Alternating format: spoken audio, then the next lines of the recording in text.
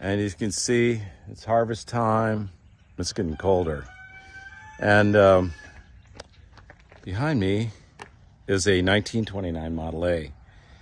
And Henry Ford built this car, probably one of the best cars ever built. It was built around pure simplicity.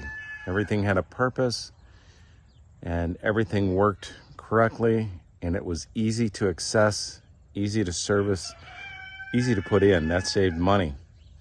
And so today we're going to take this Model A and we're going to bring it up to the level of luxury. This is a basic, just a coupe, 1929, rumble seat, a lot of fun to drive. And we're going to put in some luxury. Let me show you the luxury. See if I can switch this out. I don't think not. This here is a heater from 1929 Model A, made in Fostoria, Ohio by a company called Autolite. You might have remembered them as spark plug people, but it's just a simple cast iron. And let me show you how this goes in. Okay.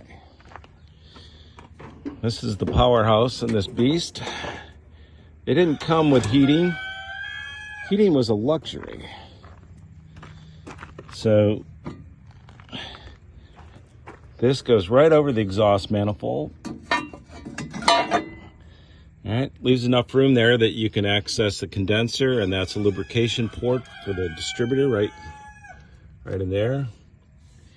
And you gotta kind of rock it till it finds its sweet spot right there. And we're gonna be cutting a hole in the firewall, which is hard to do. This car's almost 100 years old, and I'm cutting holes in it. Somehow that doesn't seem right, but anyhow. And then it's simply held on. There was a type of pipe clamp that you could have that set a bolt up the middle there.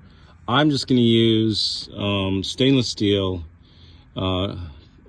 pipe clamps, just the kind that you screw together, and that's it. I mean, we're going to cut a hole through there, and most people used a tin can in the 20s when they were doing this, and that's what I'm going to use. Take a simple tin can to go over the top and into the hole, because I still want to drive this. I'm not going to put it up until before the snow comes, so I have about 3 more weeks of driving, and I want some heat. So there's the 40 horsepower flathead, and it's just a simple engine. We put out, no wires. There weren't any wires, just these copper plates. This here is an aftermarket power steering. I disconnected it because it didn't really work, and it was on there when I got it. Simple updraft carburetor, all held together with one bolt, just one bolt. And I just love the simplicity of this car. It's actually over there. You see my grasshopper mower? That's twice as complicated to work on as this beautiful Model A. When it's time to lube it, I don't even have to put it on a rack or change the oil. There's plenty of space to just crawl underneath it and work.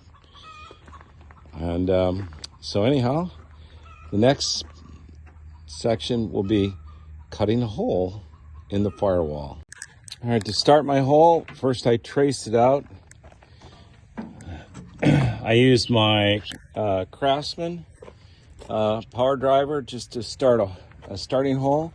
And then I'm using my Black & Decker jigsaw to just cut the hole out. And you can see where I've started it. There's where I drilled my 2 holes. And somehow I'm going to swing around and get this done before it's dark. Okay, there's some of you out there who, when you saw I was going to cut the hole with a little skill saw, you can see that was not forward thinking at all. I did not get that nice round hole in there with this.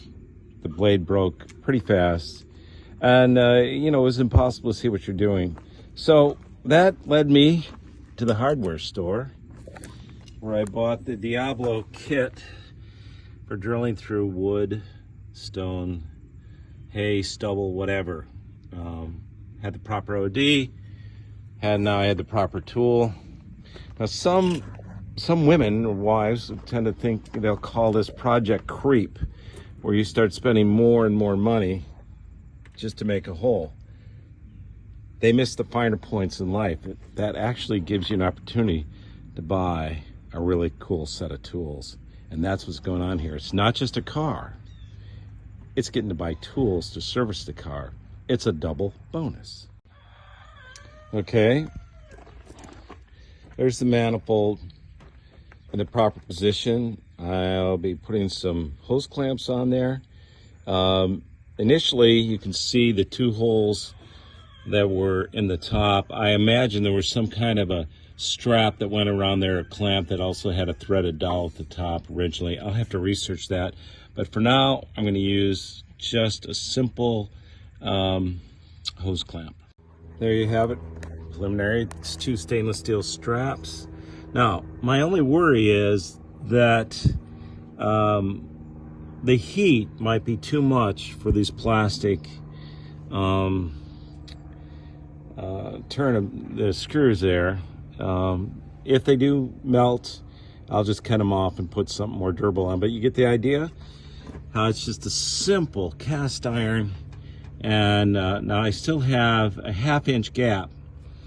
And everybody else I've seen at the car shows and everything, they use an old tin can. And I'm going to use the same. And but it will be fun. Project Creep. Remember, Project Creep is a good thing.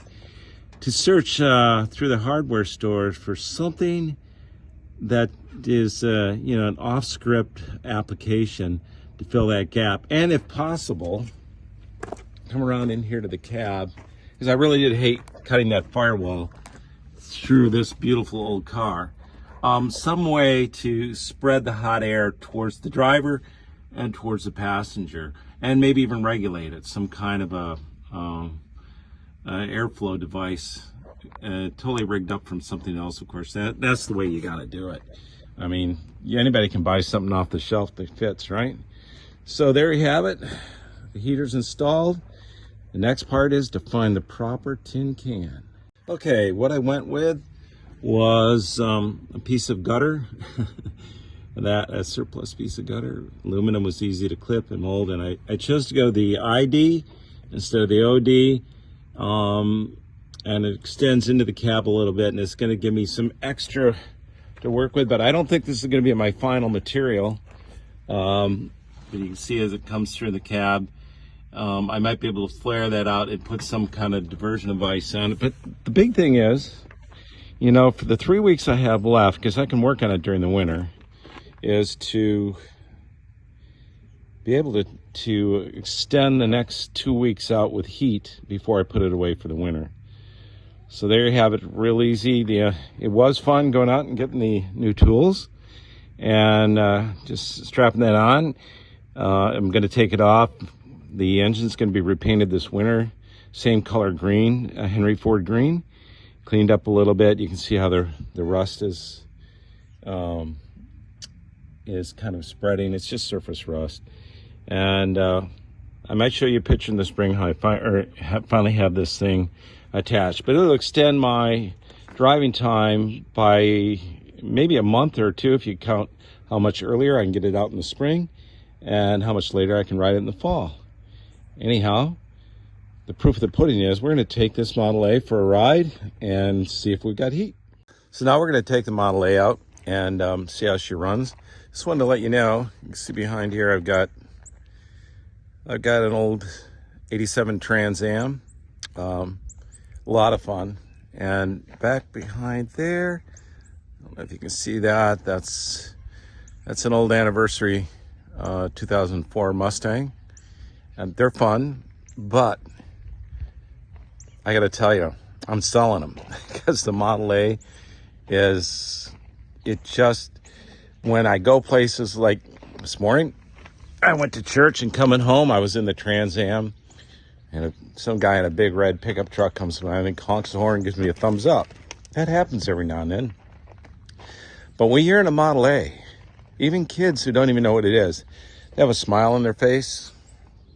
Some of them are almost like, I don't know, it just brings a joy, and I like that. I don't know why, but I really enjoy getting the Model A. So let's get in it, take it for a ride, see if we got some heat. Okay, always before I take the Model A out, I kind of do a walk around, similar to what a pilot would do. I always check the oil, the fuel, a visual,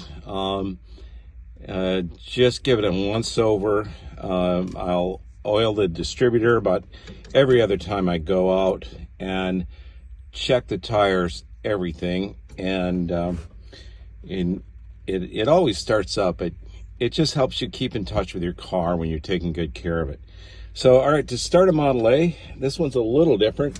You can see down there, there's two posts. This is the accelerator, and the one over to the right is the original starter. This one has a 12-volt upgrade. The originals were 6. So we turn the gas on, turn the ignition on, and here's the starter. Instead of pushing down here, it's right here. Listen to that. Isn't that wonderful? I'll tell you, this is the best starting car I have. I want to say that for on the Mustang, but here we go.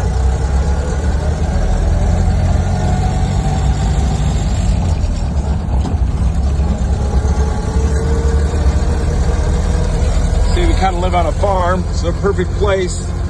So when I die, I'm going to put it, before I die, I'm going to put it in the barn so someone else can find it 50 years from now and say, look at the barn find I've got. Everybody ever got a Model A? So, oh, I found it in a barn.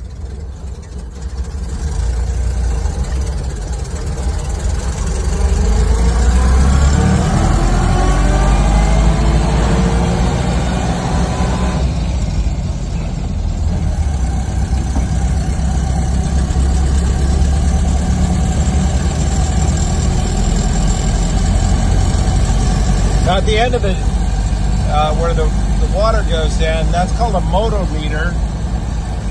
See if I can zoom in on that.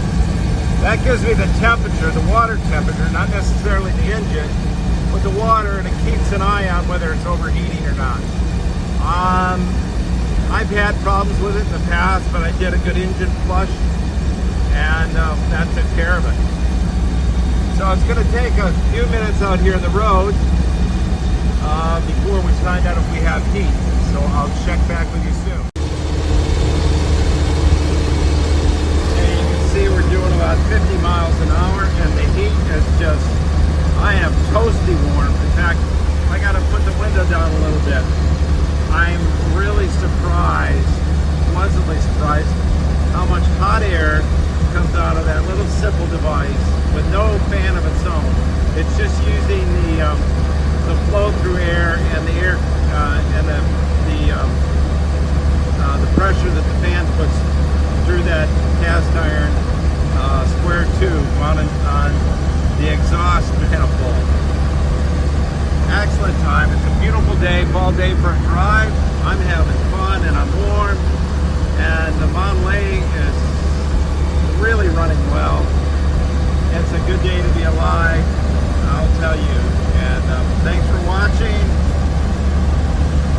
That's all. I just wanted to give a great big thanks to Roy and Mike Lazenby. Without those two guys, I wouldn't be driving in this car. I wouldn't be having this fun. I wouldn't have the heater in the car. I couldn't ask for two better friends, and I want to give a big thanks to them. That's the best way I can end this, is thanking those who made it possible.